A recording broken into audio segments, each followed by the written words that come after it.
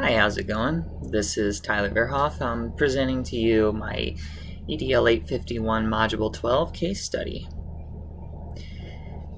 So Section 1, we're looking at the case summary and the facts. So, I am the principal of a school, and the deadline for teacher observations are approaching. So, here's the facts.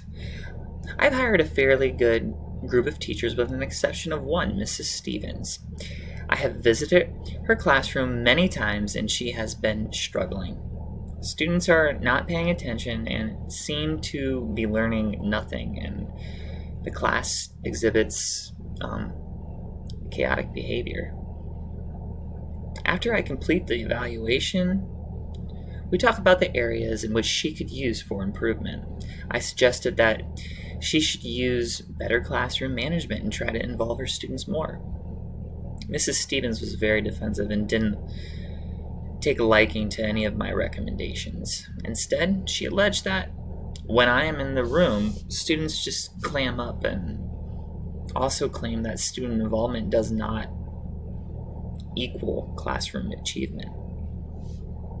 After the conference, I decided to grant her another chance and give her a second evaluation. When I observed her the second time, there was little adjustment, and the same issues were still occurring. Now, if Miss Stevens were to have her contract renewed, I would grant her tenure with my decision. If Miss Stevens I would have to come to a decision that will not renew Miss Stevens' contract if I were to turn in my evaluation to my supervisor or superintendent. So I hold a post-evaluation conference with Mrs. Stevens and tell her that we will not be renewing her contract as a school. Section 2, covering legal and ethical issues. If the evaluation stands for Miss Stevens, her contract would cause her to lose her job and would likely not be rehired at another school. Schools in Kansas are required by law to supervise teacher evaluations and offer actionable feedback in which teachers can act upon. Currently, there is no tenure for teachers in the state of Kansas, and principals do have the right to not renew teachers' contracts based on poor evaluations. In Section 3, we're looking at the synthesize.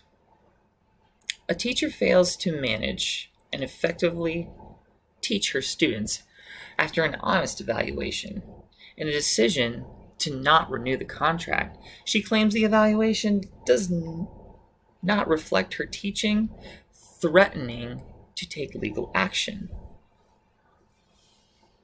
Synthesizing the facts. Who are the people involved? Well, me, the principal. I observe the teacher twice, and the type of feedback that I give is unknown. She has an unsatisfactory evaluation, we know. The decision to not renew her contract is in place. The other person is Mrs. Stevens, and the other people involved are students. Miss Stevens was unable to manage or teach the class effectively, and she thinks that my evaluation does not accurately reflect her teaching. And her students show little interest in learning and clearly do not respect her. The place in which this takes place is a school environment. We do not know if it's a rural, suburban, or urban district, or if it's a private or public or charter school. The evaluation took place in the classroom. For a program, we do not know the age level or grade level. We do not know the specific school tenure policy. And we don't know if there were prior evaluations to the one that I did. Also, has there been additional evaluations or other data collected? Section 5, we look into reviewing and prioritizing the information. So, current conflict could negatively affect the school's stakeholders. Mrs. Stevens could face unemployment, maybe losing her job and never being able to teach again. If the decision is reversed, the school will never be able to exterminate her contract, which could damage student improvement and kind of tarnish the reputation of the school. And we definitely do not want to do that. People who have stake in outcomes include the principal, superintendent, school community, and students. And the integrity of myself will be at stake here. And Mrs. Stevens' job is at stake. If Mrs. Stevens has a family, they could be at stake. Was my evaluation credible? Did I provide positive and actionable feedback? Were there other evaluations of Mrs. Stevens, which we talked about? Do students' test scores back up the type of teaching that Mrs. Stevens had? If her contract is renewed, how could we ensure Mrs. Stevens' professional development? Section 6, we look into the options and consequences. Now we have a couple options here. I looked at 3. 1, continue to follow through with the decision and send the evaluation to my supervisor. Consequently, the damage of my relationship with the teacher would be done, and my relationship with the community and stakeholders, teachers and students could be at risk here. Option 2, I could decide to avoid the conflict and keep her contract next year and act as if nothing happened. Consequently, student learning would regress and my professional relationship would still be tarnished and the overall performance would just go down. Not liking that consequence either. Option 3, offer support to Mrs. Stevens and ask her if she's willing to develop her teaching more to keep her position, and provide her a mentor who would help her get through all of the development stages and show her different strategies in which she could better her teaching and keep her job, depending on the way she performs in evaluations. Consequently, if she agrees and is successful with this option, there could be an increase in student success, and there's a lot less risk for the school and myself, and this would also promote school improvement. Section 7, we're going to evaluate the pros and cons of each option. So, pros, I could hire a better teacher to promote school improvement. My relationships wouldn't be damaged. No jobs would be lost. Mrs. Stevens would agree to the development and improve her skill set. And then, in turn, that would enhance student success. And improvement and evaluation, further implementing systems of supervision. Some of the negatives or cons we looked at, there could be loss of teacher affecting the school relationships, and obviously Miss Stevens loses her jobs, and teachers may question my judgment personally and may not agree and will continue with legal action. There could be a huge lawsuit at the school, and that could create a whole bunch of negative press, and that's just nothing that our district wants to get involved in.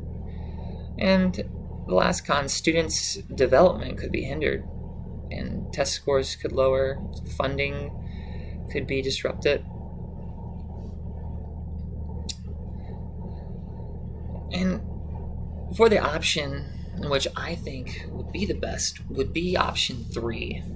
And after considering all of them and weighing out the pros and cons, I feel like it's best to renew Mrs. Stevens' contract under the circumstances that she is under mentor supervision. This option allows Mrs. Stevens to allows Mrs. Stevens the chance to keep her job and improve her craft so she can achieve student success. Mrs. Stevens would have to agree to the terms. She would be given support from a mentor that is an experienced teacher in the same content area, and there will be weekly walkthroughs to ensure her development, as well as quarterly evaluations by myself, just kind of looking at her improvement as she goes through the process. If she demonstrates that she can improve her classroom management and teaching to engage students effectively to learn, her contract will be renewed. In Section 9, imagine implementing your decision. So I would approach Miss Stevens very calmly and ask her if she would be willing to come talk with me in a meeting. And I would love to just kind of understand her thoughts and let her kind of tell me what's going on in her life and maybe why this is going on. And just kind of let her vent a little bit and see if I can spark some ideas or help her at that point. She may have several suggestions too. Next, I would explain the offer that I would have on paper and lay out the steps that she would need to take to achieve and develop. I would make sure that she understands that if she doesn't choose this option, she would lose her job, and this option, this deal that I'm giving her, is saving her career. I would also tell her that I will not submit the evaluation, and I will instead implement another form of evaluation that I think would be better. And I think in this situation, a peer evaluation by her mentor teacher would be the best for her. And it will allow her to work closely with this person, and she could give her all the proper feedback, and there wouldn't be any like bad blood between Mrs. Stevens and myself, although I would be putting I would be putting comments and feedback into the evaluations as well, but the other teacher would be performing it and that would be each quarterly evaluation.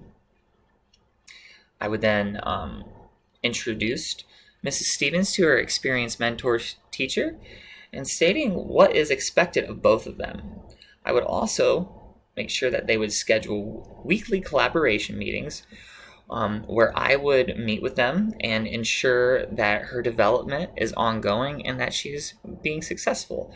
And I would also offer her like questions and other support hearings just to make sure that she feels comfortable and that she's getting better. So that is all I have for my case study. Thank you very much. It's been a pleasure.